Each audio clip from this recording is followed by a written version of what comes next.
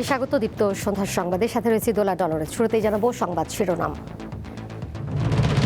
রামিসা ধর্ষণ ও হত্যায় সোহেল ও তার স্ত্রীর ফাঁসির আদেশ, ৩ মাসের রায় কার্যকরের আশা আইনমন্ত্রীর।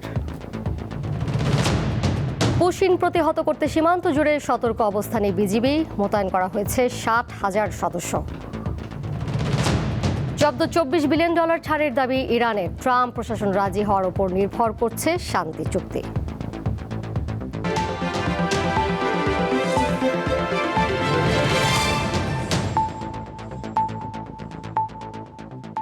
মাত্র ৫ কার্যদিবসে শেষ হলো শিশুর রামিসা ধর্ষণ ও হত্যা মামলার বিচার।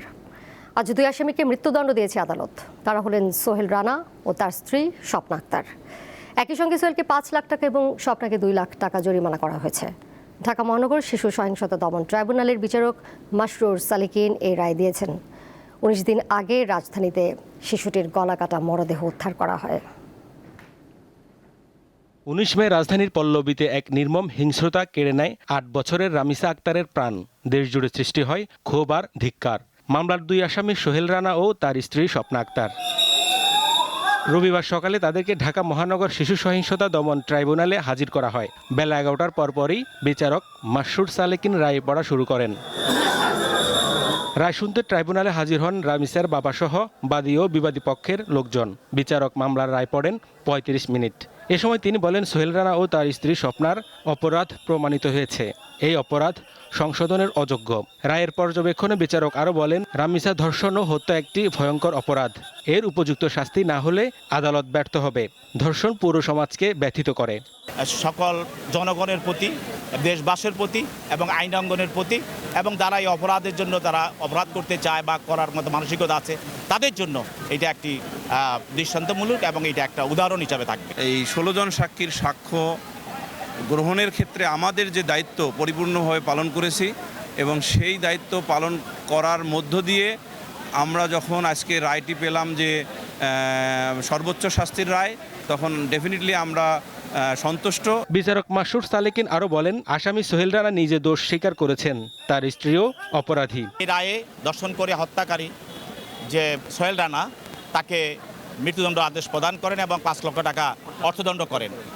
আর তার স্ত্রী স্বপ্না খাতুন তাকে তার এই দর্শন এবং হত্যায় সহযোগিতা করার কারণে তাকেও মৃত্যুদণ্ডাদেশ প্রদান করেন এবং তাকে ২ লক্ষ টাকার অর্থদণ্ড প্রদান করেন। আদালত তো ডেফিনেটলি তার সাক্ষ্য প্রমাণ পেয়েছে যে এটা নিরঙ্কুশভাবে প্রমাণিত হয়েছে এবং এই রাষ্ট্রের প্রয়োজনে এবং এই ধরনের অপরাধ দমনের ক্ষেত্রে এই রায় দেয়া প্রয়োজন, তাই তাদের সিভিয়ার পানিশমেন্ট দিয়েছেন। রাষ্ট্রনিযুক্ত আসামি পক্ষের আইনজীবী বলেন, ন্যায় বিচারের মাধ্যমে আদালত দৃষ্টান্ত স্থাপন করেছে। নিজেই স্বীকার করেছে এবং সে ছাপা সাক্ষী দেয়নি। আমি যেহেতু সে ছাপা সাক্ষী দেয় নাই, তার মানে সে অপরাধী। যে অপরাধী প্রকৃত তার সাজা পেয়েছে, ন্যায় বিচার নিশ্চিত হয়েছে আমি মনে করি। মামলার রায়ে সন্তোষ প্রকাশ করেছেন রামিসার বাবা। দ্রুত তা কার্যকর দেখতে চান তিনি। আল্লাহ তাআলা রাব্বুল আলামিনের রহমত এবং মাননীয় প্রধানমন্ত্রী দেওয়ার সময়, সেই সময়ের ভিতরেই আমরা আমাদের রায়, কাঙ্ক্ষিত রায় পেয়েছি এবং এই রায় বাস্তবায়ন হলে মনের প্রত্যাশা, আমার আকাঙ্ক্ষা সেটা মিটবে। রামিসা ধর্ষণ ও হত্যা মামলার রায়ের বিরুদ্ধে আসামিপক্ষ ১ সপ্তাহের মধ্যে হাইকোর্টে আপিল করতে পারবেন বলে জানিয়েছে ট্রাইব্যুনাল।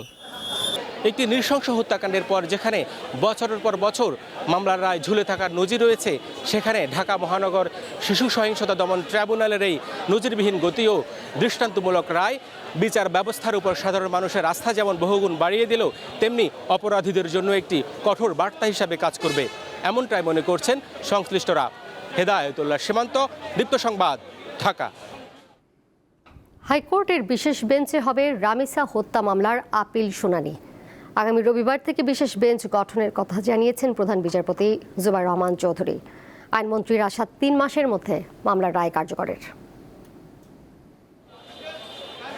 রাজধানীর পল্লবীতে ৮ বছরের শিশু রামিসাকে ধর্ষণের পর নৃশংসভাবে হত্যার ঘটনায় আসামি সোহেল রানা এবং তার স্ত্রী স্বপ্না আক্তারের মৃত্যুদণ্ড দিয়েছে আদালত। রায়ের পরেই সচিবালয়ে প্রতিক্রিয়ায় সরকারের মন্ত্রীরা জানিয়েছেন, শাস্তিতে সরকার আপাতত সন্তুষ্ট।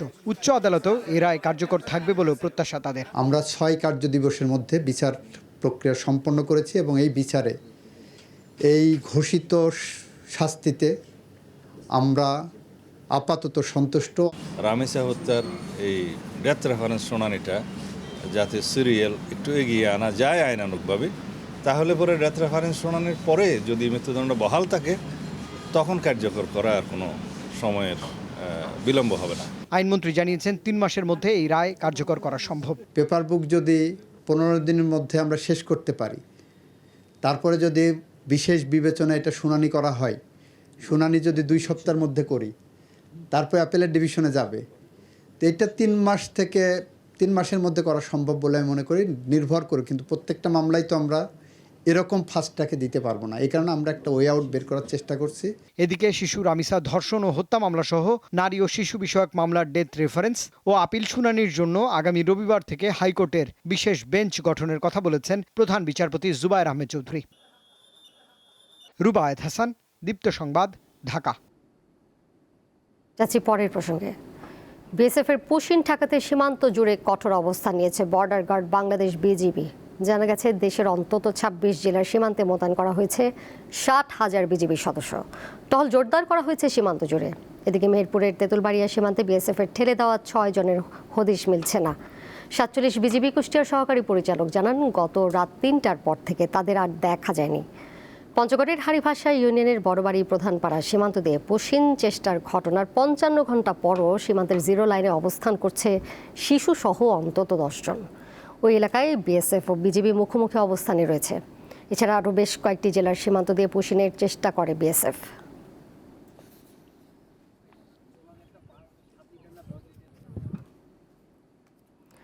সীমান্তে পুশিন রুখতে বিজিবির সদস্যরা সতর্ক রয়েছে বলে জানিয়েছেন স্বরাষ্ট্রমন্ত্রী সালাউদ্দিন আহমদ। জানান, পুশিন চেষ্টাকে প্রতিহত করার নির্দেশ দেওয়া হয়েছে। দুপুরে সচিবালয়ে সাংবাদিকদের স্বরাষ্ট্রমন্ত্রী একথা বলেন। তিনি আরও জানান, ভারতের নয়াদিল্লিতে 8 জুন বসতে যাচ্ছে বিজিবি ও বিএসএফের মহাপরিচালক পর্যায়ের বৈঠক। আমরা ডিপ্লোম্যাটিক চ্যানেলে এগুলো আলাপ আলোচনা করে সমাধানের চেষ্টা করছি এবং আমাদের বর্ডার গার্ড তারা সতর্ক আছে। আমরা সমস্ত পুশিনের, অবৈধ পুশিনের চেষ্টাকে আমরা বাধা দেব ইনশাআল্লাহ। এ পর্যন্ত তাই হয়েছে। ত্রয়োদশ জাতীয় সংসদের আগামী অর্থ বছরের বাজেট অধিবেশন শুরু হয়েছে। রবিবার বেলা 3টার দিকে স্পিকার হাফিজউদ্দিন আহমদের সভাপতিত্বে অধিবেশন শুরু হয়। 11 জুন জাতীয় সংসদে 2026-27 অর্থ বছরের বাজেট উপস্থাপন করবেন অর্থমন্ত্রী আমির খসরু মাহমুদ চৌধুরী। এটি হবে প্রধানমন্ত্রী তারেক রহমানের নেতৃত্বে গঠিত সরকারের প্রথম বাজেট। শুরুতে এই অধিবেশনের জন্য সেলিমা রহমান, ওসমান ফারুক, জয়নুল আবেদিন, মোহাম্মদ শাহজাহান ও শাহজাহান চৌধুরীকে সভাপতি মণ্ডলীর সদস্য হিসেবে মনোনয়ন দেওয়া হয়। তারা স্পিকার ও ডেপুটি স্পিকারের অনুপস্থিতিতে বৈঠকে সভাপতিত্ব করবেন। এরপর রীতি অনুযায়ী সাম্প্রতিক সময়ে মৃত্যুবরণ করা সাবেক মন্ত্রী, সংসদ সদস্য, বিশিষ্টজন, রাজধানীর পল্লবীতে ধর্ষণ ও হত্যার শিকার শিশু রামিসা আক্তারের মৃত্যুতে শোক প্রস্তাব গ্রহণ করা হয়। রবিবার বিকেল 3টায় আবারও সোমবার বিকেল 3টায় আবারও বসবে বাজেট অধিবেশন।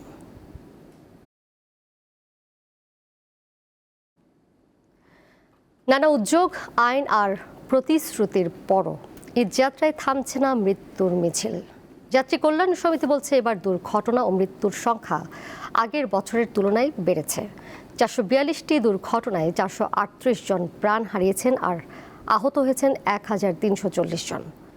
কেন বাড়ছে প্রাণহানি, কি বলছেন সংশ্লিষ্টরা? বিস্তারিত থাকছে প্রতিবেদনে। ঈদুল আজহাকে কেন্দ্র করে চলা 15 দিনের ঈদ যাত্রায় সারা দেশে সড়ক, রেল ও নৌপথে 442টির মধ্যে শুধু সড়ক পথে দুর্ঘটনা ঘটেছে 394টি। এতে মারা গেছে 402 জন। এসব দুর্ঘটনার বড় অংশ জুড়েই রয়েছে মোটরসাইকেল, যাতে নিহত হয়েছে 159 জন। দুর্ঘটনায় মৃত্যুর এই চিত্র গত বছরের তুলনায় 3.07% বেশি। রবিবার সকালে ঢাকা রিপোর্টার্স ইউনিটিতে যাত্রী কল্যাণ সমিতি প্রকাশিত এক প্রতিবেদনে এসব তথ্য উঠে আসে। হতাহতের সংখ্যা কমপক্ষে আরো 10 গুণ বাড়তে পারে। অতিরিক্ত গতি, বেপরোয়া যান চলাচল, দুর্বল তদারকি, ত্রুটিপূর্ণ সড়ক ব্যবস্থাপনা ও ফিটনেসবিহীন যানবাহনকেই এসব দুর্ঘটনার প্রধান কারণ হিসেবে চিহ্নিত করেছে সংগঠনটি। ঈদযাত্রার বহরে ত্রুটি না সেরে ট্রিপ সম্পন্ন করার প্রতিযোগিতায় যাত্রীদের জীবন নিয়ে খেলতে গিয়ে অসংখ্য যাত্রী বোঝাই বাস নিয়ন্ত্রণ হারিয়ে খালে বিলে রাস্তার পাশে পড়ে যাওয়ার দৃশ্য এবারের ঈদে সবচেয়ে বেশি দেখা গেছে। পরিবহন খাতে চাঁদাবাজি বন্ধ করা, মালিক ও শ্রমিক নেতাদের সিন্ডিকেট বন্ধ করা সহ 11 দফা সুপারিশ করেছে সংগঠনটি। সব মালিক সমিতি তার বাঙ্গা বাসটা নিয়ে রাস্তায় নামে। এখন মনিটরিংয়ের যে সরকারি কর্মকর্তারা থাকে ও তার ওই বাসটা আটকানোর ক্ষমতা নাই, কারণ ওই নেতাই তো মনিটরিং কমিটির সদস্য। বিশেষজ্ঞরা বলছেন, শুধুমাত্র সড়ক এবং অবকাঠামো উন্নয়নের মাধ্যমে দুর্ঘটনা রোধ করা সম্ভব নয়। এর জন্য দরকার সমন্বিত কৌশলগত পরিবহন পরিকল্পনা প্রণয়ন, রেলপথ এবং নৌপথের সম্প্রসারণ এবং আধুনিকায়ন, একই সাথে মহাসড়কে কঠোর নজরদারি এবং ট্রাফিক আইনের যথাযথ প্রয়োগ। যতদিন পর্যন্ত হচ্ছে আমরা এই যে অনেক বাস অনেক মালিক সিস্টেমে থাকব, ততদিন পর্যন্ত দেখা যাবে যে মানে লাভের জন্যে মালিকরা লাভের জন্যে চালককে নিয়োগপত্র দিবে না, তারপরে চালকরা লাভের জন্য যাত্রী নিয়ে টানা হেঁচড়া করবে। কিন্তু যদি আমরা কোম্পানি ভিত্তিক করতে পারি, ভালো চালক তারা হচ্ছে ভালো ওয়েজ দিতে পারবে, চালককে একটা ইউনিফর্ম থাকবে, অর্থাৎ চালকের জীবন মান উন্নত হবে, তার ওয়ার্কিং এনভায়রনমেন্টটা ভালো হবে। যদি সচেতন করতে পারি এবং যদি এটা মনিটর করতে পারি, তাহলে দেখা যাবে যে দুর্ঘটনা কমানো সম্ভব। প্রাণহানি রোধে ঝুঁকিপূর্ণ স্থান বা ব্ল্যাক স্পটগুলো নিয়ে কাজ করার পাশাপাশি স্বল্প, মধ্য ও দীর্ঘমেয়াদী পরিকল্পনা প্রণয়ন ও বাস্তবায়নের পরামর্শ বিশেষজ্ঞদের। শিউলি শবনম, দীপ্ত সংবাদ, ঢাকা। 6 দফা দাবিতে বাংলাদেশ সমন্বিত ইন্টার্ন চিকিৎসক ঐক্য পরিষদের সঙ্গে একাত্মতা প্রকাশ করে সারা দেশের ইন্টার্ন চিকিৎসকরা অনির্দিষ্টকালের কর্মবিরতি পালন করছেন। সকাল থেকে কর্মবিরতি শুরু করেন বগুড়া শহীদ জিয়াউর রহমান মেডিকেল কলেজ হাসপাতালের ইন্টার্ন চিকিৎসকরা। দুপুরে হাসপাতাল চত্বরে বিক্ষোভ ও মানববন্ধন পালন করেন তারা। এই সময় তারা ভর্তি পরীক্ষার ফি কমানো, ইন্টার্নদের ভাতা 30,000 টাকা নির্ধারণ সহ 6 দফা দাবি জানান। দিনাজপুর মেডিকেল কলেজ হাসপাতালের ইন্টার্ন চিকিৎসকরাও কর্মসূচি পালন করেছেন। খুলনা মেডিকেল কলেজ হাসপাতালের ইন্টার্ন চিকিৎসকরা অনির্দিষ্টকালের জন্য কর্মসূচি পালনের পাশাপাশি আগামীকাল বেলা 11টা থেকে সকল ক্লাস বর্জনের ঘোষণা দেন। দুপুরে টাঙ্গাইল মেডিকেল কলেজে একটি বিক্ষোভ মিছিল বের করেন ইন্টার্ন চিকিৎসকরা। দাবি পূরণ না হওয়া পর্যন্ত কর্মবিরতি অব্যাহত রাখার ঘোষণা দেন তারা। এতে হাসপাতালে থাকা রোগীরা ভোগান্তিতে পড়েন।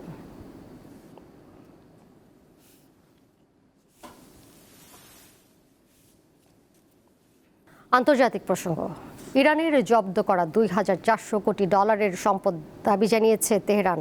এই সম্পদ ট্রাম্প প্রশাসন ছাড়তে রাজি হবে কিনা তার উপর যুক্তরাষ্ট্র ও ইরানের মধ্যে সম্ভাব্য শান্তি চুক্তি নির্ভর করছে। ইরানের সর্বোচ্চ নেতা আয়াতুল্লাহ মুজতবা আলী খামেনির সামরিক উপদেষ্টা মোহসেন রেজাই সিএনএনকে দেওয়া এক সাক্ষাৎকারে কথা বলেছেন। সাক্ষাৎকারে তিনি সতর্ক করে বলেন, যুক্তরাষ্ট্র আবার যুদ্ধ শুরু করলে তারা একটি অন্ধকার গলিতে প্রবেশ করবে। রেজাই আরও বলেন, আলোচনা এখন সম্পূর্ণ অচল অবস্থায় পৌঁছেছে, তবে ট্রাম্পকেই এই অচল অবস্থা ভাঙতে হবে বলে জানান তিনি। একজন জ্যেষ্ঠ ইরানি কর্মকর্তা সিএনএনকে জানিয়েছেন, যুক্তরাষ্ট্র কত দ্রুত জব্দ করা ইরানি সম্পদ ছাড়ে তার উপর ভিত্তি করে বর্তমান আলোচনা এগোচ্ছে। পরিকল্পনা অনুযায়ী চুক্তি সই হলে প্রথমে $12 বিলিয়ন এবং পরবর্তীতে বাকি অর্থ ছাড়ের কথা রয়েছে। এদিকে ট্রাম্পের সঙ্গে মুজতবার সম্ভাব্য বৈঠকের বিষয়টি পুরোপুরি নাকচ করেছেন মোহসেন রেজাই।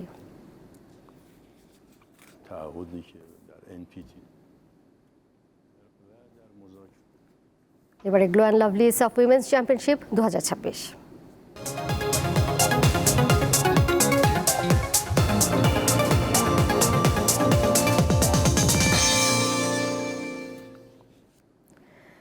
নারী সাফের শিরোপা হাতছাড়ার পরও দলের পারফরমেন্সে সন্তুষ্ট কোচ পিটার বাটলার। দলকে তৃতীয় শিরোপা জেতাতে না পারলেও চাকরি হারানো নিয়ে কোনো ভয় নেই তার। সংবাদ সম্মেলনে স্পষ্ট জানিয়েছেন, সব ধরনের টেকনিক্যাল ভুলের দায়ভার নিজের কাঁধে নিলেও দলের ভেতরে থাকা অন্য কিছুর দায়িত্ব তিনি নেবেন না। ভারতের গোয়া থেকে মোহাম্মদ হাসিবের রিপোর্ট। স্টেডিয়ামের এক প্রান্তে শিরোপা জয়ের উৎসবে বিভোর ভারত নারী ফুটবল দল, অন্য প্রান্তে দাঁড়িয়ে তখন আফসোস করছেন আনিকা রানিয়া সিদ্দিকী। ডাগ আউটের ভেতরে থাকা দলের অন্য সদস্যরাও আক্ষেপে পুড়ছেন শিরোপা হারিয়ে। টিম বাসে ওঠার সময় গণমাধ্যমের দৃষ্টি থেকে নিজেদের আড়ালের চেষ্টা। নারীদের ফুটবল হারিয়েছে সাফে তৃতীয় শিরোপা, সেই সাথে নামের শেষে ডিফেন্ডিং চ্যাম্পিয়ন তকমার পরিবর্তে এখন যোগ হয়েছে রানার্স আপ বিশেষণ। এই দলের অনেকে নিজেদের সেরা ভাবে। মানছি ঋতুপর্ণা, আনিকা, মারিয়ামান্দা এরা তারকা, কিন্তু সবাই তো এক না। এই বিষয়গুলো আমাকে বিব্রত করে। পুরো টুর্নামেন্টে গোল পোস্টের নিচে ছিলেন মিলি আক্তার। 9 গোল হজম করেছেন তিনি, কিন্তু তার চেয়েও অভিজ্ঞ গোলরক্ষক রূপনা চাকমা থাকার পরও ফাইনালে মঞ্চে তাকে না খেলানোর ব্যাখ্যা দিলেন কোচ। কিছুদিন আগে থাইল্যান্ডের টুর্নামেন্টে রূপনা চাকমাকে সুযোগ দেওয়া হয়, সে কাজে লাগাতে পারেনি। মিলির বয়স কম, কিন্তু তার মধ্যে ভালো করার প্রবণতা আছে। এই বছরের ডিসেম্বর পর্যন্ত কোচের দায়িত্বে পিটার বাটলার। চুক্তি নবায়নে কোনো পরিকল্পনা আছে কিনা জানতে চাইলে কোচ বলেন এসব নিয়ে মোটেও ভাবছেন না তিনি। আমার ক্যারিয়ার অনেক লম্বা, অনেক জায়গায় কাজ করেছি। বাফুফের সাবেক সভাপতি কাজী সালাউদ্দিন আমাকে নারী দলের দায়িত্ব দিয়েছে, তাই কাজ করছি। পরবর্তীতে কি হবে তা নিয়ে ভাবছি না।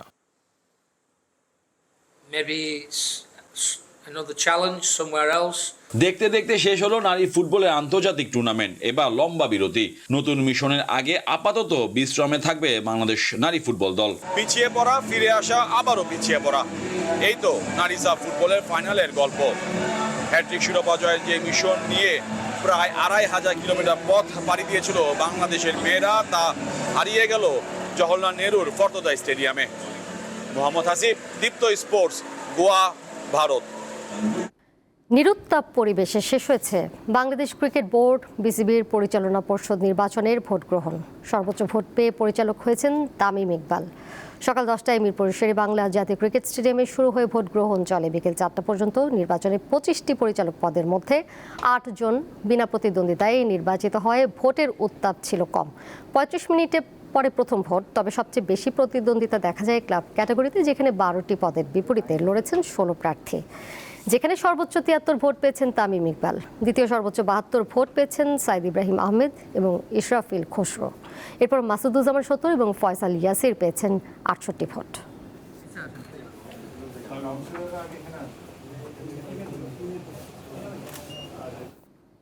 এর সাথে শেষ করব দীপ্ত সন্ধ্যার সংবাদ। যাবার আগে শিরোনামগুলো জানিয়ে দেব আরও একবার।